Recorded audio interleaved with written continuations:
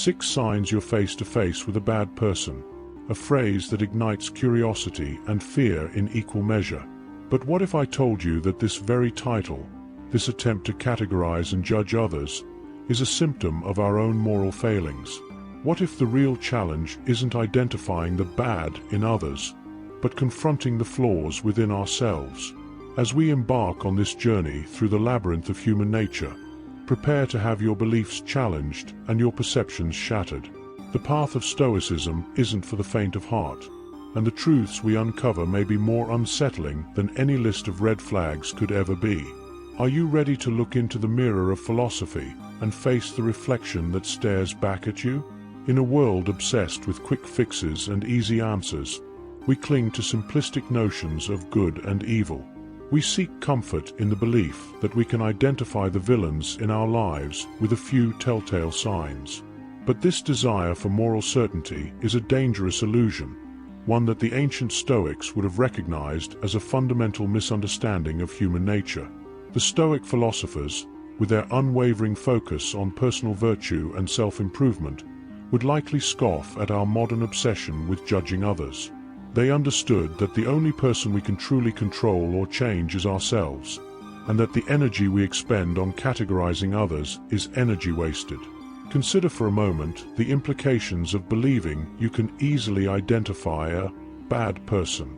Does this not imply a level of moral superiority on your part? Are you not setting yourself up as judge, jury, and executioner of character? The Stoics would argue that this very act of judgment reveals more about your own shortcomings than it does about the person you're labeling. It exposes a lack of humility, a failure to recognize the complexity of human nature, and a refusal to acknowledge the potential for growth and change in every individual. In essence, by seeking to identify the bad in others, we often reveal the worst in ourselves.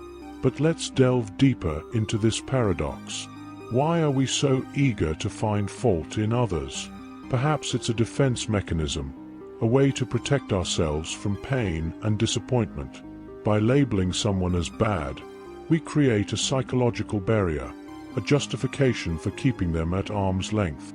We tell ourselves that we're being wise and discerning, when in reality, we're often acting out of fear and insecurity. The Stoics would urge us to examine these fears, to confront them head-on rather than projecting them onto others. They would challenge us to cultivate courage in the face of uncertainty, rather than seeking false security in oversimplified judgments. Moreover, the very concept of a bad person is problematic from a Stoic perspective. The Stoics believed in the fundamental capacity for reason and virtue in all human beings. They saw moral failings not as inherent character flaws, but as errors in judgment, misunderstandings of what is truly good and virtuous. In this light, even those we might be tempted to label as bad are simply individuals who have lost their way, who have fallen into destructive patterns of thought and behavior. The appropriate response, then, is not judgment or condemnation, but compassion and a sincere desire to help guide them back to the path of virtue. This is not to say that the Stoics advocated for naive trust or blind acceptance of harmful behavior. Far from it. They were acutely aware of the potential for human beings to cause harm, both to themselves and to others. But their approach to dealing with such individuals was radically different from our modern tendency to label and dismiss them. Instead, the Stoics would urge us to see encounters with difficult people as opportunities for growth, as chances to practice our own virtue and to potentially influence others through our example. Consider the words of Marcus Aurelius, the great Stoic emperor. When you wake up in the morning, tell yourself, the people I deal with today will be meddling, ungrateful, arrogant, dishonest, jealous, and surly. They are like this because they can't tell good from evil. This quote is often misinterpreted as cynical or pessimistic, but it's actually a powerful reminder to approach each day with realistic expectations and a commitment to maintaining our own ethical standards, regardless of how others behave. Instead of seeking signs of badness in others, the Stoics would encourage us to look for opportunities to practice virtue in our interactions with all people, regardless of their behavior. They would challenge us to respond to rudeness with kindness, to meet dishonesty with integrity, and to counter aggression with calm rationality. This approach not only preserves our own peace of mind, but also has the potential to positively influence those around us. It's a proactive stance that focuses on what we can control, our own thoughts and actions, rather than futilely trying to control or categorize others. The Stoic approach to human interaction is not merely a philosophical ideal. It's a practical strategy for navigating the complexities of social life. By shifting our focus from judging others to improving ourselves, we open up new possibilities for growth and understanding.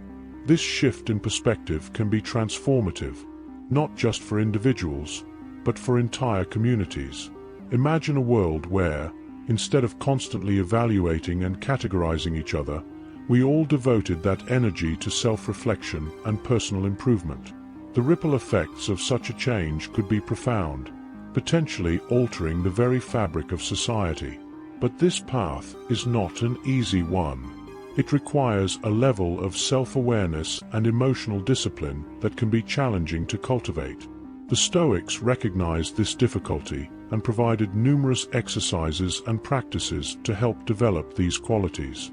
One such practice is the evening review, where one reflects on their actions and interactions throughout the day, asking themselves questions like, did I respond to provocation with equanimity? Did I treat others with respect, regardless of their behavior towards me? Did I allow external events to disturb my inner peace? This kind of rigorous self-examination can be uncomfortable, even painful at times, but it's essential for genuine growth. Moreover, the Stoic approach challenges us to confront our own potential for wrongdoing. It's easy to point fingers at others, to label them as bad based on their actions. But how often do we turn that critical gaze inward? How often do we consider the ways in which we might be causing harm, either intentionally or unintentionally? The Stoics would argue that true wisdom lies in recognizing our own capacity for error and striving constantly to correct it. This level of self-honesty requires courage and humility in equal measure. Consider, for a moment, the last time you were quick to judge someone as a bad person. What were the circumstances? What emotions were you feeling in that moment?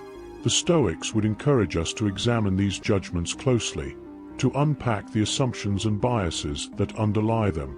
Often, we'll find that our harshest judgments of others stem from our own insecurities, fears, or unresolved issues.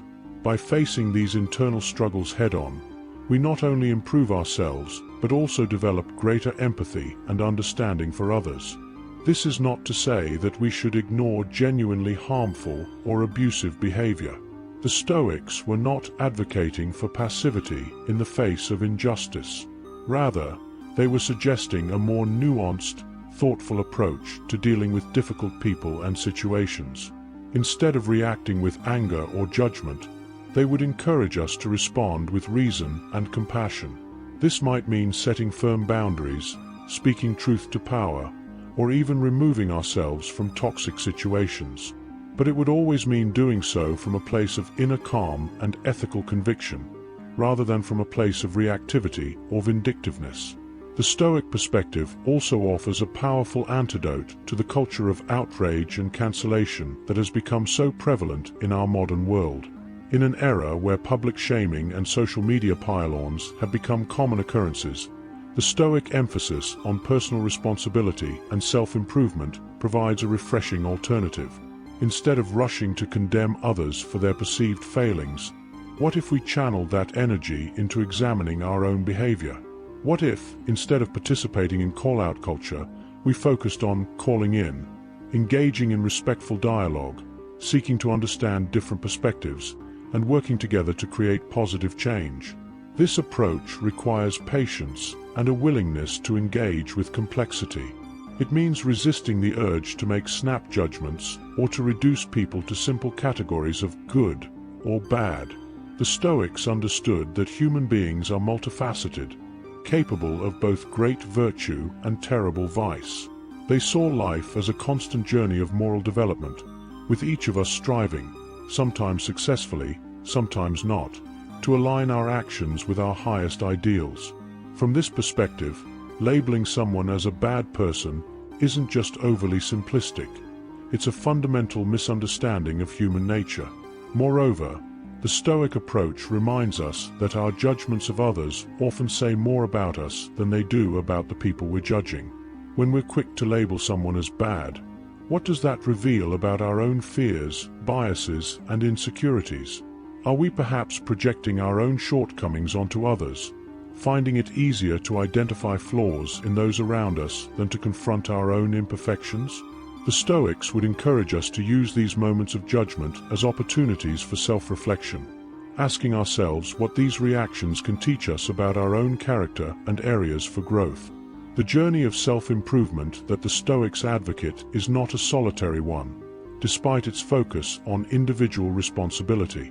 Rather, it's a path that, when embraced collectively, has the power to transform entire societies.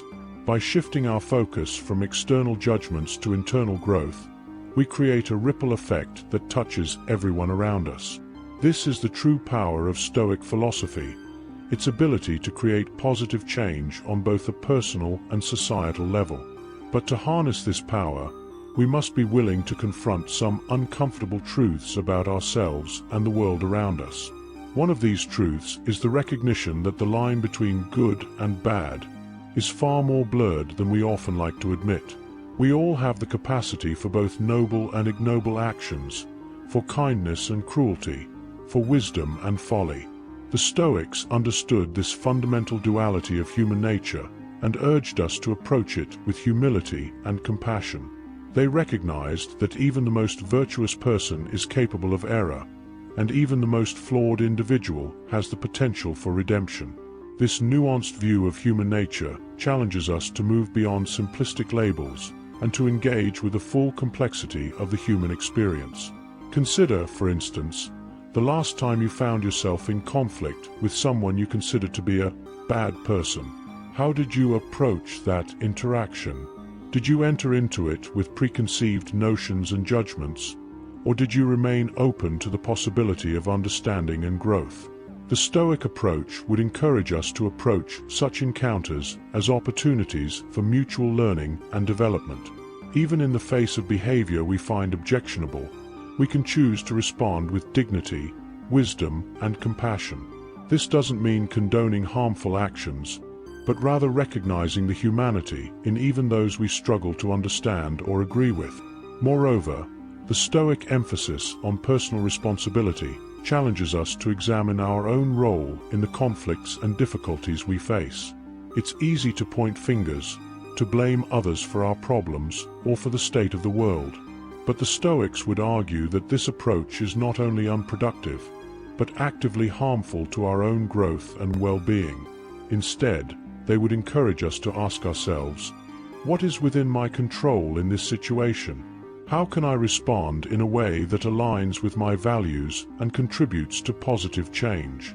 This shift in perspective from blame to responsibility is incredibly empowering, as it places the power for change squarely in our own hands.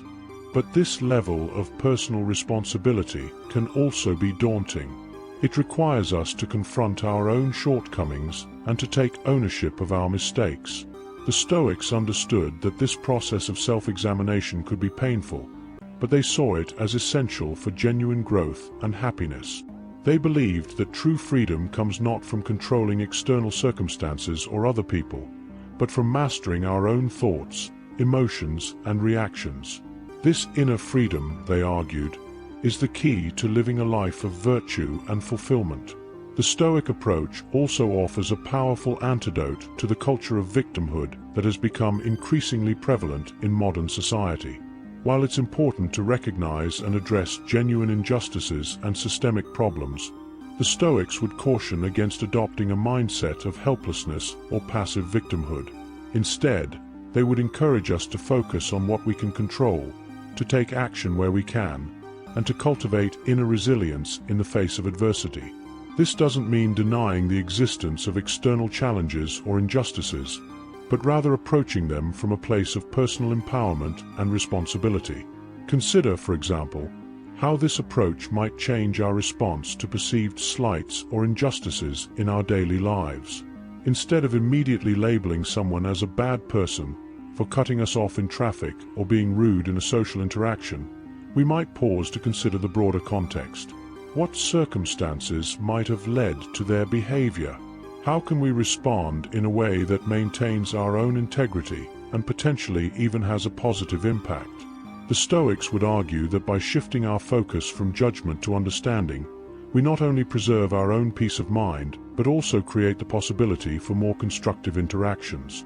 This shift in perspective also has profound implications for how we approach larger societal issues.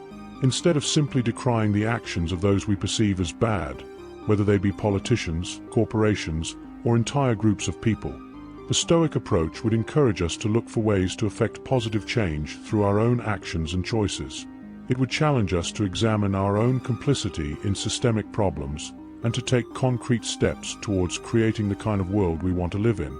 This proactive stance is far more empowering and potentially transformative than simply pointing fingers or assigning blame. The Stoic philosophy, with its emphasis on personal virtue and self-improvement, offers a radical alternative to our culture's obsession with judging and categorizing others. It challenges us to turn our critical gaze inward, to examine our own thoughts, motivations, and actions with the same scrutiny we often apply to others. This introspective approach can be uncomfortable, even painful at times, but it holds the key to genuine personal growth and societal change. By focusing on what we can control, our own reactions, choices, and behaviors, we empower ourselves to navigate life's challenges with grace and wisdom. Moreover, the Stoic perspective reminds us of the fundamental interconnectedness of all human beings.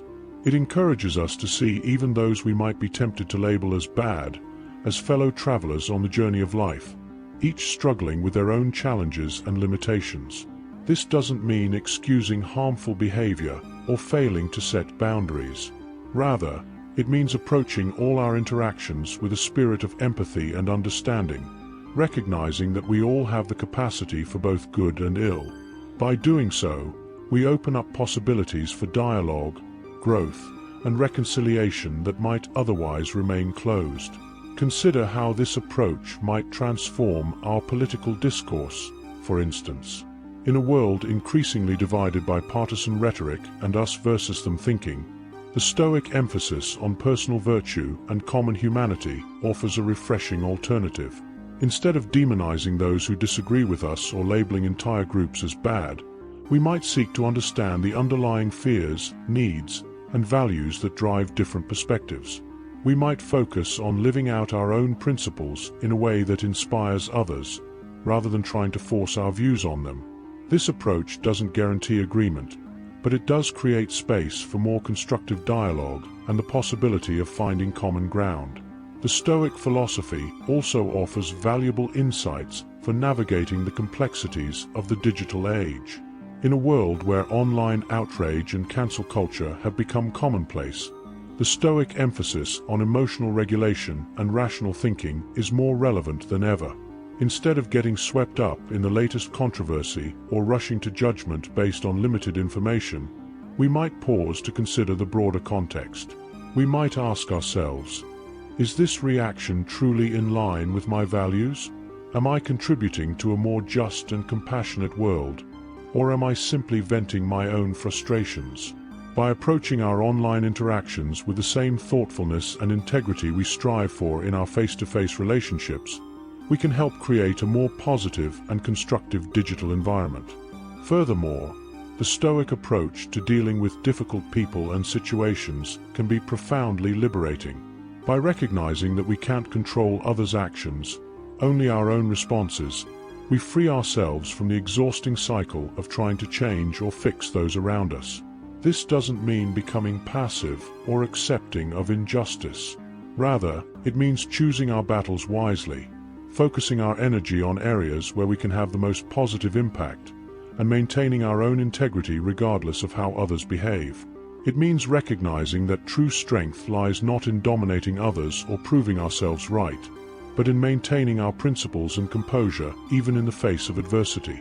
As we conclude this exploration of Stoic philosophy and its relevance to our modern obsession with identifying bad people, it's worth reflecting on the ultimate goal of this approach. The Stoics weren't interested in creating a world of perfect individuals, free from all flaws or mistakes.